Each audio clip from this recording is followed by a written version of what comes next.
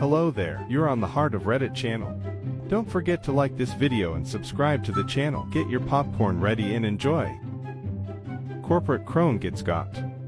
When I was a porter at Burger King, one of my jobs was to clean the parking lot. We had a corporate crone who would regularly drop by for inspections, and she always would give us some inane task that took forever. We always knew when she came in that we'd be having a bad day. One day I was cleaning the parking lot oil stains with some heavy-duty degreaser. I had a deck brush, and a bucket and a water hose. Here comes corporate crone in her fancy Lexus. She demanded I wash her car. I told her that I had degreaser, not soap in the bucket. This was strong stuff, like eat your skin up if you don't wear gloves strong. She insisted that she was corporate, and I needed to do as she said or else she could fire me on the spot. She actually called me lazy after I'd been out there for hours scrubbing oil spots. Well, alrighty then, Mrs. Crone, you're the boss. I gave her car a really thorough scrubbing with that degreaser, leaving no spot untouched. I saw a couple small bubbles forming in the paint. I barely rinsed it, just enough to get the suds off. Then she drove off into the sunset. The next time she came in, her paint was flaking off so bad there were huge bare patches. I had tried to warn her, but hey, she is the boss after all. I don't think she ever figured out it was the car wash that did it. She tried to trade it in, but nobody would take it. She sold it at a huge loss. Corporate headquarters was actually right down the street from the one I worked at. I saw that spulchy Lexus every day on my way home until she finally sold it. Always gave me a chuckle. When management threw away the Guardian of the Machine.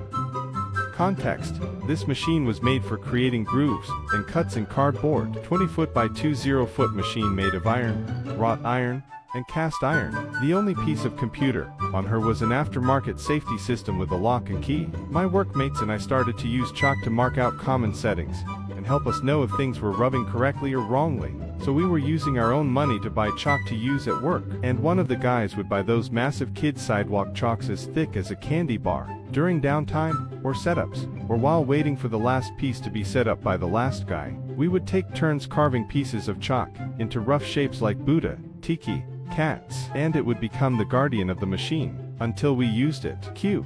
Management seeing us have any sort of fun or engagement as humans. Tosses it. Demands we never have it in the building again. If it isn't provided by the company then it isn't allowed. Vibration 27ths. Bolts get loose. Pieces rub. Friction. Heat.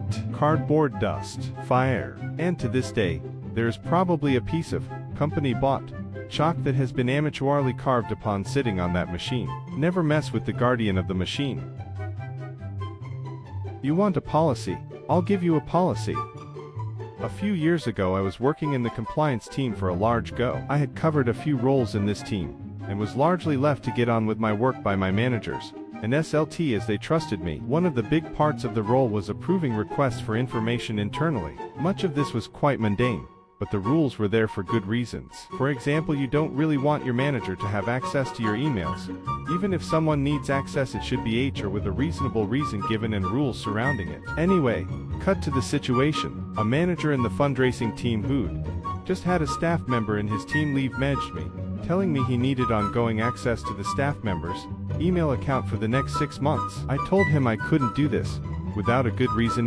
The business risk, they had been fired so there wasn't a handover. For context, I was a supervisor, so the slightly junior. He then told me to come to his desk, and proceeded to tell me he wanted to see a policy before the end of the day, otherwise, he would go to my manager. I knew my manager would back me up, but he had raised a good point, that it wasn't an official policy. The tone of the exchange was patronizing and superior, so it was in this context I decided to go to my desk and write the policies. I dropped my manager an email explaining I had identified a gap in our policies relating to manager email access, explaining I wasn't busy and telling them I could sort it out by the end of the day. The policy was, I believe, a balanced and proportional policy explaining why unrestricted management email access is a bad business practice, unethical, and should only be done in set conditions carefully regulated. The manager whose patronizing and rude demand for this policy got a copy by the end of the day. I believe the policy is likely still in use.